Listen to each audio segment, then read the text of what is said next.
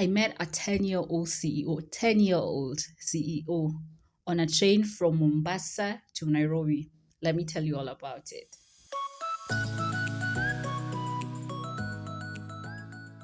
What's up, beautiful people, financial people? Hey guys, how you doing? How has it been? Today, we are going to talk about teaching young kids, teaching our kids, teenagers, toddlers, high schoolers about money because in today's age, in today's time, it's important. Let's begin. Like I said earlier, I met a 10-year-old CEO on a train. This is what happened. I was sitting with my crew on the train, on that cabin. Then I get to spot this young kid, just walking barefooted along the aisle, and he was going to some place. That's when I got to know that it was a charging point. So he was just standing there, charging his phone. My phone was also running out of battery. So I was like, I don't have anything important to do. So I decided to head over to where he was. Also, I decided to charge my phone. So we're standing there and there's this, this silence. I decided to spark a conversation with this young kid. Actually, where they live, there's like a huge tea farm. He had this idea that perhaps they can actually use the tea farm to do business, like people can go there on picnics, people can go there for hiking, and his parents, his mom supported his decision. And so that's the business that he runs. He's actually the CEO. He doesn't oversee the managerial bit of it. He hired his friends to take over the managerial positions. He is also very active on social media. Actually, he has a team on social media that promotes his business, on Facebook, on YouTube. He talked of Snapchat and TikTok. Like by now, in as much as I'm listening to him, everybody around me, they're actually like eavesdropping our conversation, and you can actually see them smiling, seeing them, turning their heads, see them laughing because like this kid is talking like a CEO is definitely a CEO, Like how does a kid understand about bonuses, giving bonuses, employees going on leave? Definitely, he learned it from the business. It's actually something that he's seen from his parents. His parents supported him. His mom is his manager. His mom oversees the business during the holidays, like when he's out. So, like, that got me thinking. Think about our Africanacity, our culture here in Kenya, where the culture of a young kid holding money, making money, touching money is shunned upon. Like we don't teach our kids about money, and leave alone when they want to make money, we hold them back. We're the ones telling them, no, this kid has to study fast. Mpaka asome kwanza. Why? First of all, let me say this. That kid that I'm talking about, he's a white kid, but he's a Kenyan kid, He's lived here in Kenya. He was born in Kenya. His parents are also white, but his parents are also Kenyan. And this got me thinking, is our culture, our norms as black-skinned people, not actually like generalizing, but in most cases, in most African families, we shun our kids from touching money, from making money. Let me give you an example. Like where I used to live in a neighborhood that like was like a sort of crowded, so everybody knows everybody's business, because anyway, so there was this kid. He was actually a teenager, around 14 years, 14, yeah, around 14 there. So it was during the holidays. He would walk around with avocados because they had like an avocado farm in Ushago, in the countryside. And so he brings in the excess avocados to Nairobi and then tries to sell them to neighbors. Of course, we buy them because, of course, they're yummy, they're cheaper. But then my neighbors who are right next to me, after they bought the avocados, they're there judging this kid. They're saying, "Huyu mtoto hafai kushika pesa, wacha asome kwanza. This kid should not touch money. Money is going to spoil him. Let him study fast." Now, compare the two scenarios. In scenario one, we have a 10-year-old CEO. In scenario two, we have a teenager, almost heading towards young adulthood, who just, selling stuff, making money is shunned upon. Look at these two scenarios. The other thing that has come to my attention is when you walk by here in town, those Indian shops. Have you ever gone to an Indian shop? You've gone to buy, a gadget, a microphone or something. And then the person who's serving you is a young kid. He's telling you, oh, this radio goes for 5,000 shillings, but we can give you a discount. Oh, this camera goes for 100,000 shillings, but good price is 89K, and this is a young kid, a young Indian kid. What's it about this Indian culture, about this Western culture that teaches the children, the kids about money? And we as Africans, we are holding back. We don't want them to learn about money. Let them study first. Well, this education that they're pursuing is sort of like failing them, right? Because right now we have a spike in the unemployment rate. Of course, unemployment has always been there, but think about people who have gone to university, have graduated, and don't have jobs. And if these people were taught at an early age how to manage a business, how to make money, perhaps they won't be crying to the government that give us jobs. They would be able to embrace their creativity, be out there, create jobs for themselves. I remember I think in the media just a while back where we saw this scenario where students who have graduated from high school, they have passed high school. Now that they have a chance to join universities, they choose to join TVET institutions because they'd rather learn hands-on skills, plumbing, painting, sewing, all those kinds of stuff. That's going to take them less years. And when they go out there, they're going to self-employ. Think about it. Let's go back to our topic, like teaching our young kids about money, teaching them about managing business. I have a question for you as a parent, as a guardian, as someone who has a younger sister, a younger brother. Do you teach them the simple concepts of money like saving, budgeting? Do you teach them how to manage their money? Or you were never taught, so let them figure it out for themselves. I believe it's a high time that we have this conversation, just to embrace teaching our children about money, so that even if we don't know how to manage money, if we teach them, perhaps it can inspire us how to manage money.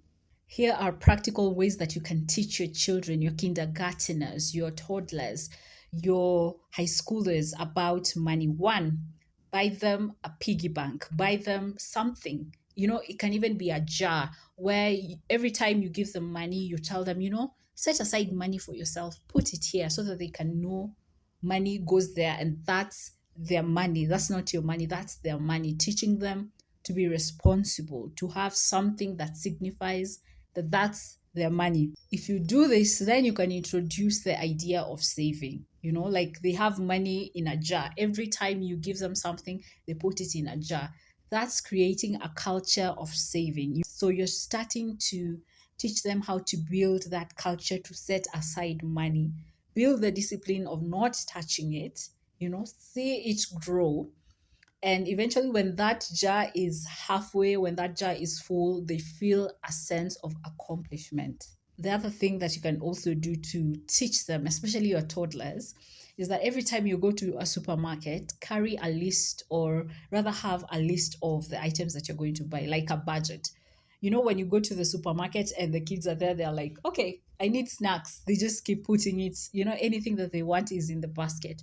But if you go there with a list and every time you pick something, you check it off, you are introducing the concept of budgeting. They know that if something is not on the list, it's not going to be bought. The other thing that you can do as a parent, as a guardian, as a cousin, as someone who oversees younger people is that you can actually ask them, hey, what would you like me to buy you? If it's a Superman toy, if it's a Batman, I don't know, all those kinds of stuff. If it's a doll, tell them, okay, I'm going to buy you this, but you have to remove some of your money and contribute towards buying that item. If it's a video game, at least contribute a huge chunk of the money and tell them to get the money out of their savings, out of their piggy bank. They also have to contribute towards buying that something. It's a great way to tell them, to make them responsible and to not expect you as a parent, as a guardian, to keep on buying stuff for them. It costs money. That's also a great way. The other important thing to do is that encourage them to follow their passions, encourage them to make money. I'll give you an example. Like my niece likes dancing. And so if ever there would be a competition or something that involves young people, that involves her age group dancing, and they're going to get paid, I would encourage her to do it. Her parents should also encourage her to do it. As a parent, if you notice that your kid is good in painting, if you notice that your kid is good with football, and there's a match that's going to be held and the winners are going to be prized, they're going to be given money, why not support them?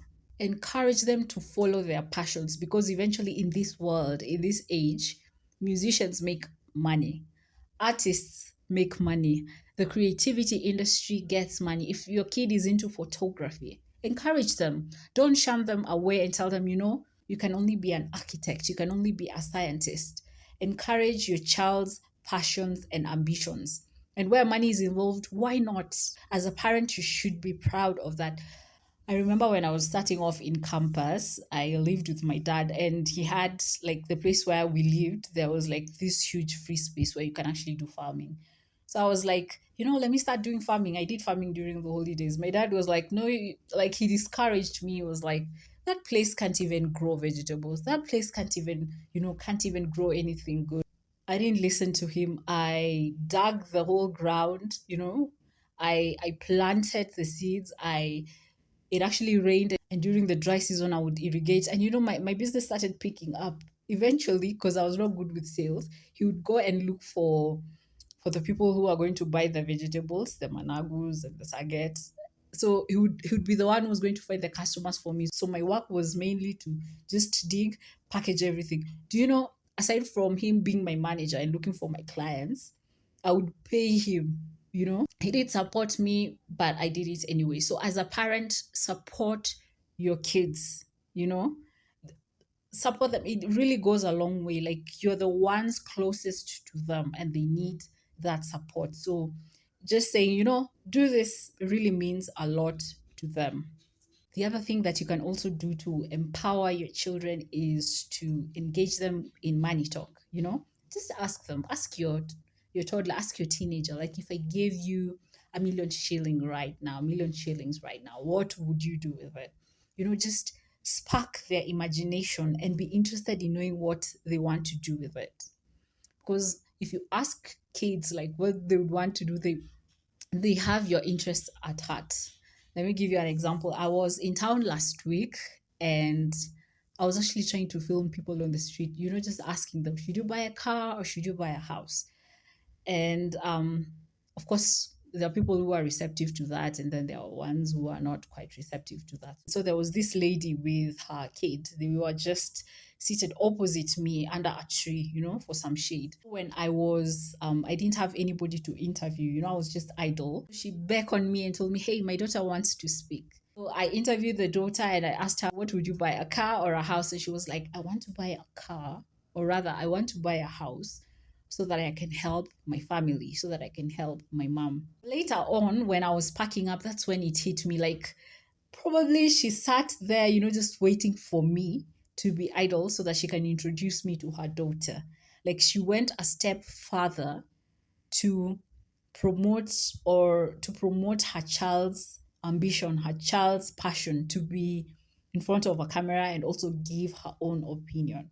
And she pursued that, even if it meant her sitting opposite me, waiting for me to look idle and to look for someone so that she can actually beckon me, so that she can actually get my attention. That is amazing. That's an amazing woman. That's an amazing parent. So as parents, support your kids' passions, because what they're really passionate about will eventually lead to the money, to their career. The other thing that you can also do as a parent, as a guardian, as someone who's a mentor to your younglings, is give them tasks and pay them. Tell them that, hey, if you do these dishes, if you clean up the house, if you do this and this, I'm going to pay you Teach them that money is earned.